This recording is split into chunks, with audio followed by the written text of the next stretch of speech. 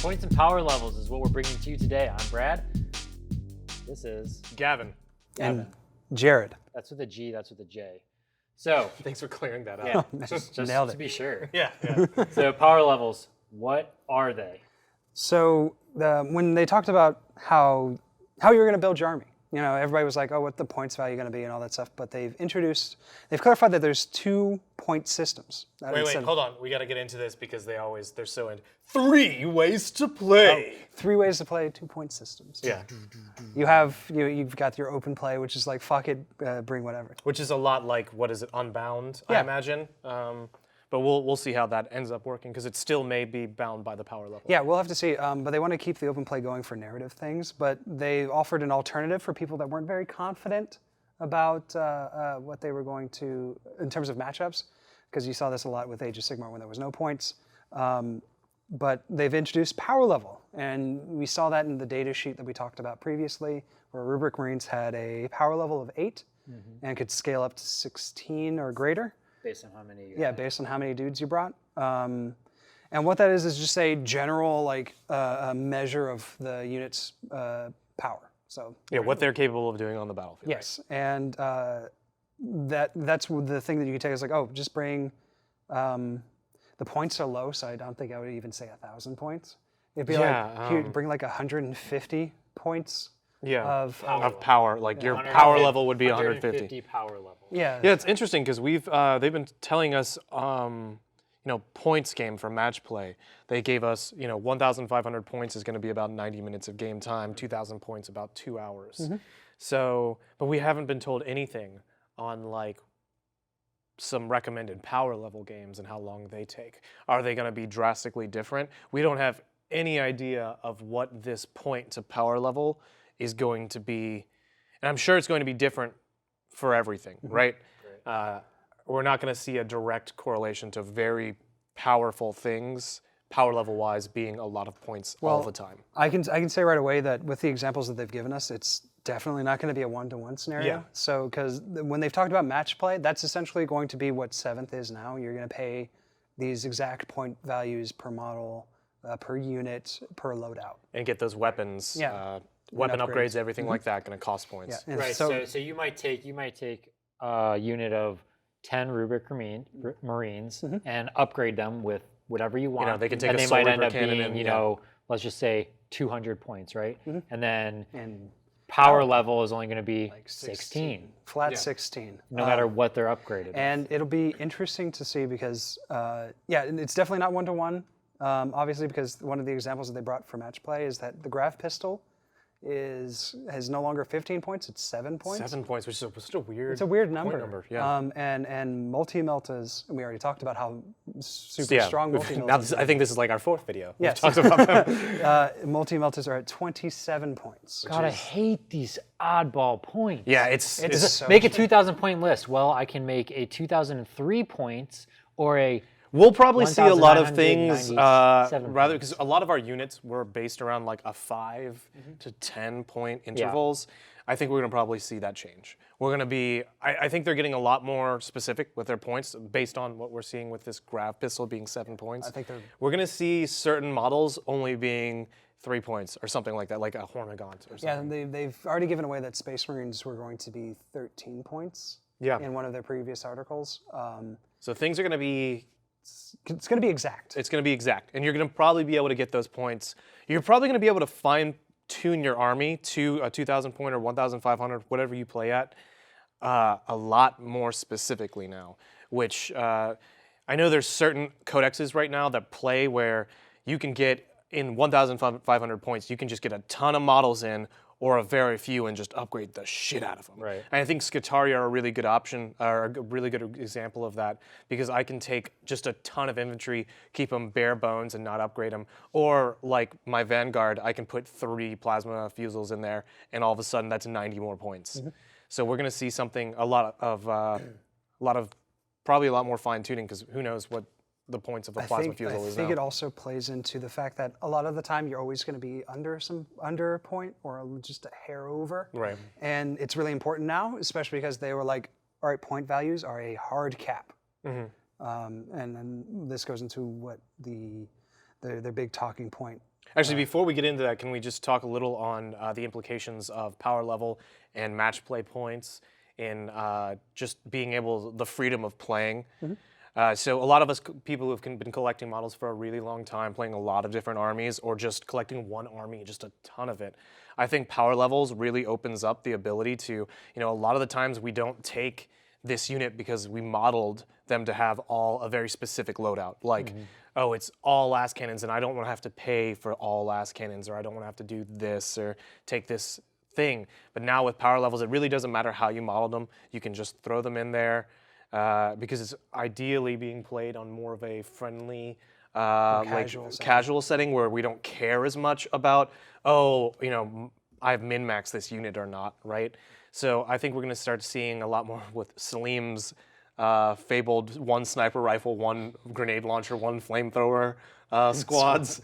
We'll probably see a lot more stuff like that in narrative and open play where power level is a thing, because it's not going to matter as much. The points aren't there, it's all power level related, and it's just going to give us more freedom to play with everything that we've collected. And I'm really excited about match play, but I'm very excited about this open and narrative play and the power levels, knowing that I can have a much more relaxed game and still know that my opponent isn't going to get stomped or stomp me just based on like, oh, he has twice as many things as me, or his army's twice as well. We know what our army's going to roughly be around the power level.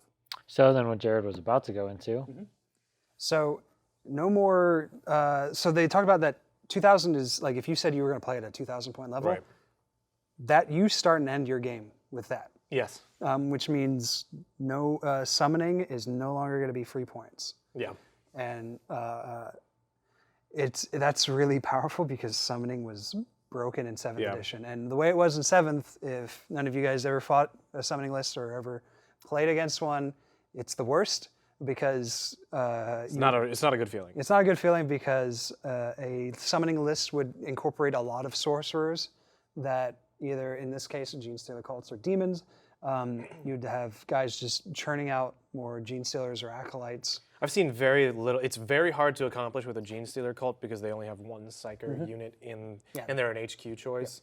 It's way easier for Chaos demons especially with their pink horrors, because then you just have this rolling effect of suddenly you went from having 40 models on the table with like a Lord of Change and some pink horrors to having over 120 at the end of the game. And then with that number increasing, your warp charges increase, so you can summon even more or upgrade, like by turning a demon into a herald, or a herald into a greater demon. Yeah, or a Chaos Lord into a Bloodthirster. So we saw a lot of these things where you would just have this exponential growth in an army, and unless you could snipe out or lock down all the sorcerers, and most good lists, now that pink horrors have the ability to split into blue and then again into brimstone, we were seeing it pretty impossible almost to lock down the things. To really get anybody off of objectives, because especially with pink horrors, I think that's also going to affect them as well. Oh yeah. Because you'll have to pay for the points for every blue horror and brimstone that you populate.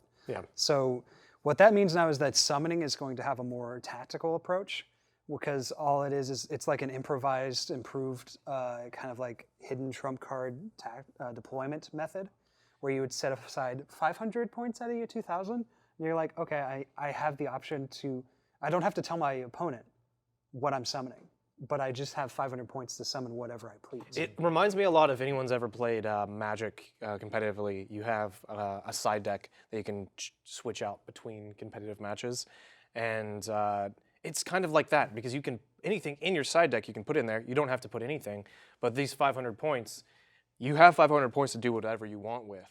That could be a greater demon and then 10 minor demons, or it could be just an unbelievable amount of infantry units if you needed them. So you have flexibility in those 500 points, and while you don't have the ability to have infinite extra units, you do have the tactical flexibility that reserves doesn't necessarily give you. Yes.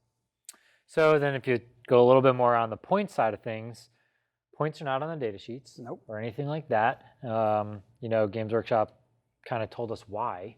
They want to be able to do some balancing. Yeah, they were very straightforward. Their mindset from the get-go is, hey, we want to, balance is very important. this new Games Workshop like mission statement of wanting to be in touch with the player base. Yeah, the new Games Workshop. Yeah, Games Workshop TM. Yeah. From that Q&A. Their mindset is we're not going to put the points on the data sheets. We're only going to put the power levels because those probably won't change. Yeah.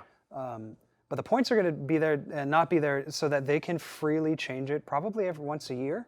So like I feel like the codexes are going to be super lightweight. The rulebook is going to be super lightweight. It'll just have all these like here's the points for this army for this year.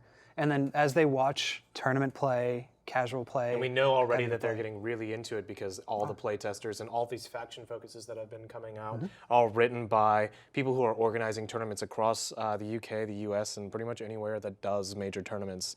And they're using them as play testers. So they're focusing very heavily on this first round, but they've already opened up the saying like, hey, balance is a living thing. Yeah. Sometimes people, like with the amount of people playing any game, you're going to be able to find something that the playtesters couldn't lock down and realize. And I think we're going to see updated rulebooks very similar to the General's Handbook from Age of Sigmar. I like it very much because Warhammer 40k is not going to be this like big cumbersome beast of rules and point values and just bloat because of it going on for so long without being updated or adapted and changed. Like 7th came out in what, 2015 or 2014? 7th came out in 2015. Yeah, early. 6th came out. It came out a year and a half after 6th came out. Yeah, which is all right. And then 7th went on for a good bit, up to June now. Yeah. But they've crammed so much into it that it's become this convoluted mess of imbalance where like new players are coming to be overwhelmed with their options in terms of just.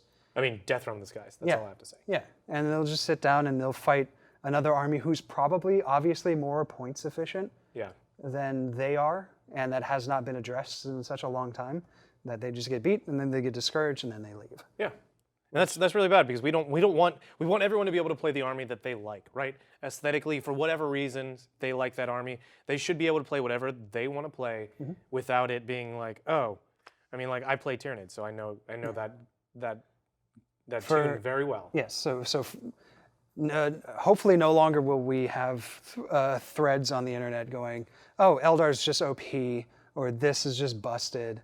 Or seeing, especially anyone who follows the grand tournaments, seeing the top 10 are all 3 lists. 3 of the same lists or armies, or it's some abuse of points efficiency, like that Renegades list where it used the Forge World equivalent because it was cheaper, so therefore he could have brought more and better options. Yeah.